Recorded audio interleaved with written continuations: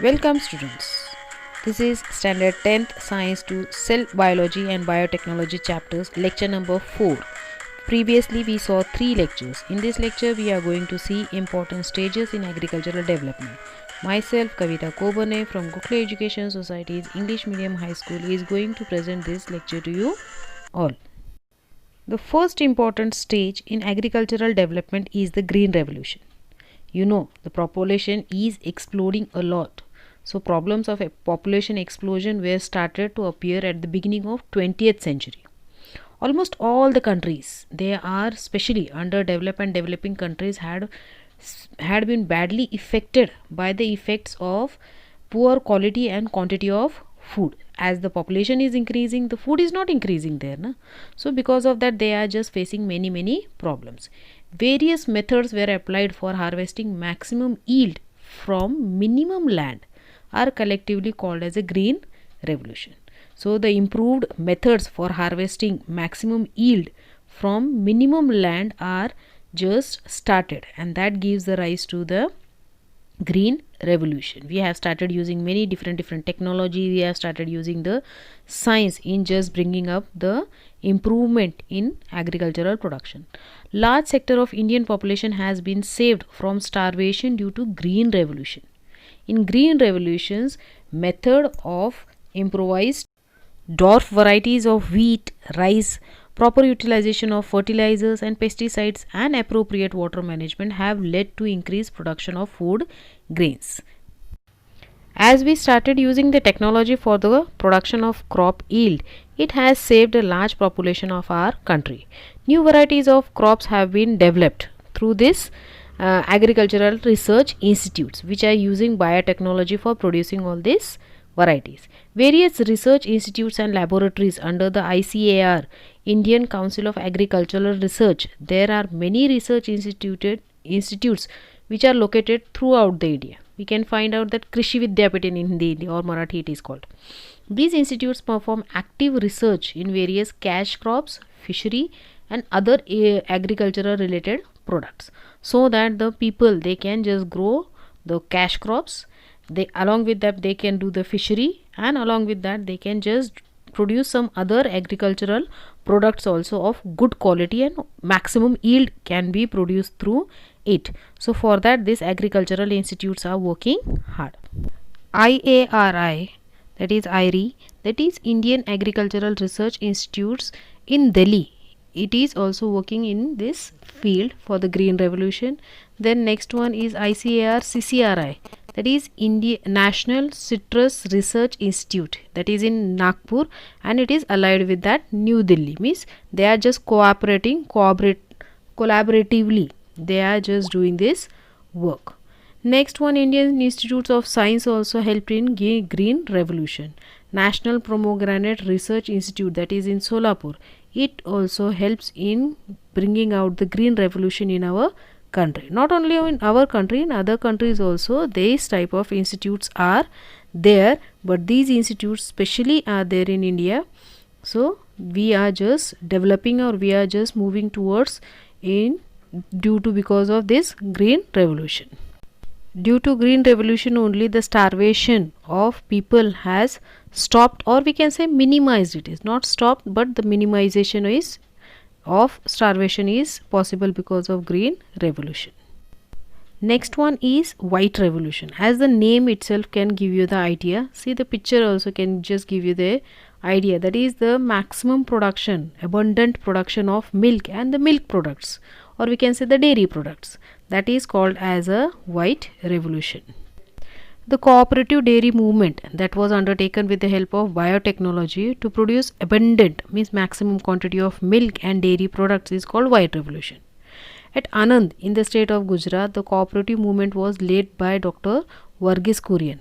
He took this movement at the greatest heights, means maximum success whatever is possible, he has just achieved that. Amul, the full form of Amul is Anand Milk Union Limited, which was founded by him only, and now it has become an international brand. So in that he has brought up all the small farmers, those who are doing a business on small scale of that dairy or the milk, and together he has founded that cooperative dairy society, and then he gave the employment to them, and in India also he has brought this white revolution. The self-sufficiency in dairy business was achieved due to that white revolution. Self-sufficiency in the sense that we need not to just bring the dairy products or the milk from outside. We are getting it from in our country only. Many experiments done on quality control, newer dairy products and their preservation method is done with the help of biotechnology. In the previous chapter we have learned about the paneer and the cheese and all the butter, ghee. This process has developed a lot, and because of that we are getting the dairy products in maximum quantity and a good quality over here. So for that white revolution, the type or the varieties of cow also has been developed. One more revolution has just be a part of agricultural development. It is one of the important stage in agricultural development. The name itself, blue revolution, it shows the blue color, that is the ocean we can say, and in the ocean whatever the living organisms exist, that has brought a revolution in human life. Blue revolution is production of various useful aquatic organisms with the help of water. Here the fishes are given, but along with the fishes, the different kinds of fishes, the crabs, prawns, small or big type of fishes, like this organisms are produced with the help of biotechnology, and in water it is. So that's why the revolution is getting the name blue revolution, that is the color of water it is. In East Asian region, fish species are raised in the farm ponds. This practice is common there, and this is known as a aquaculture. Rearing fish is called pisciculture, while culturing the aquatic organisms in aquaculture, that is of marine organism, is mariculture. Cultivation of fishes and prawns, that is the shrimps, marine organisms and seaweed, is also practiced in India. Government of India encourages the aquaculture activities. Government has launched the program like the Neel Kranti mission and Neel Kranti 16 we can say. The subsidies, that is 50% to 100% are offered in this case. Means if a person is want to do all this type of business, then they are getting the subsidies from the government to rear the crabs, to rear the fish, like that.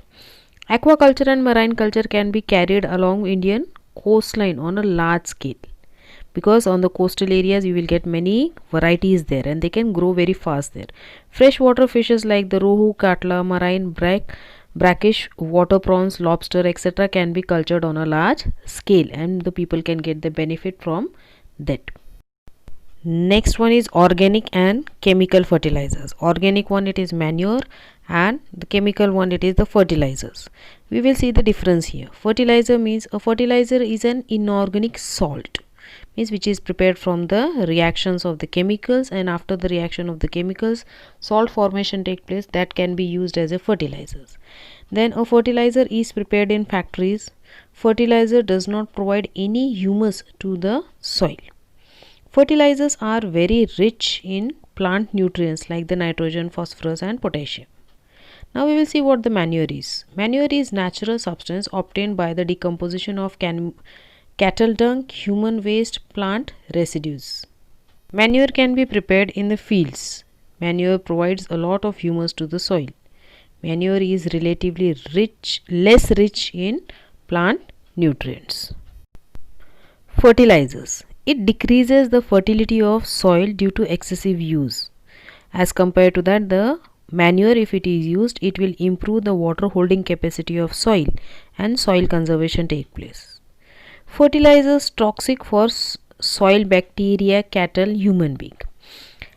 Due to humus formation, upper layer of soil is formed. Chemical fertilizers, it is contaminating the environment.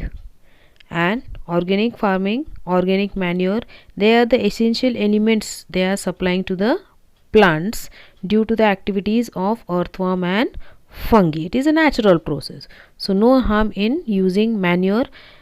Fertilizers, it can just lose the fertility of soil. Next is insecticides. Plants have natural immunity to fight against infections. To eradicate the pest, insecticides are used on plants. This can be harmful for the environment. Natural pest control measures such as insectivorous frogs and birds keep the pest population under control. But in an attempt to increase the yield, man excessively uses the pesticides and insecticides. These insecticides and pesticides are toxic to all resident organisms. They also show biomagnification, in which the concentration of insecticide goes on increasing according to food chain. The insecticides like the DDT, malathion, chlorpyrifos and the also contaminate the water and soil. It get mixed with the flowing water and absorbed by the soil, so both of them they get contaminated. Organic farming. When chemical fertilizers and pesticides are not used, only local sturdy varieties are cultivated and a natural balance is maintained, then such type of farming is called as organic farming. Nowadays many of the people they are just diverting towards this. Organic farming and organic products are great in demand nowadays. The use of chemical fertilizers and pesticides cause many environmental problems due to pollution. The soil fertility is decreased. The insect pests become resident and cause more damage. Organic farming can help to save the environment from such factors or such effects. Next important stage in agricultural development is apiculture. Apiculture means, here you can see the picture. From the picture you can come to know that it is rearing of honey bees to obtain the products such as the honey and wax.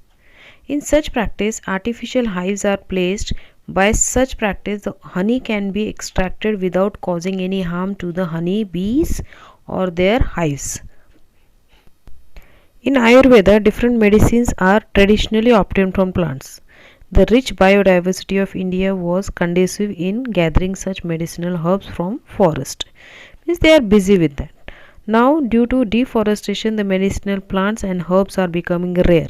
Hence, their cultivation is to be done. Just like the farming of our other cash crops, this medicinal plants also are just developed in the farm, or the farming of this can be done. They are medicinally or medically useful to our body. That also decreasing day by day, so increase their production. For that purpose, this revolution has brought, and we have started developing this.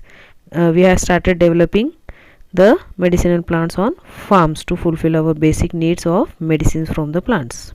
Next technique is about the fruits, that is fruit processing. Fruit processing can form following products like chocolates, juices, jams, jellies. Since fruits are perishable, agro produce processing is a must. For certain seasons only we are getting that fruits, but for the whole year if you want these fruits, then we have to do some processing on that. They are the perishable item. Perishable means it can spoil up or it can destroy it very fast. Now different methods of fruit processing are depositing in cold storage, drying, salting, airtight packing, preparing jams, condensing, etc. These are the different methods of processing the food and store it for a long term, so that you can use it in any season of your choice. Let's have a quick recap of this chapter, what we have learned in this lecture. In this lecture we have learned about green revolution, white revolution, blue revolution, and fertilizers, which is prepared from the chemicals, insecticides, and organic farming, how they are useful in our life. Hope you all have enjoyed and understood it. Thank you for watching this video. Stay home, stay safe. Hope you have understood the different topics, and here we are just completing the lesson. Your assignment is to read out the lesson and just understand it properly. If you like the video, please like, share and subscribe.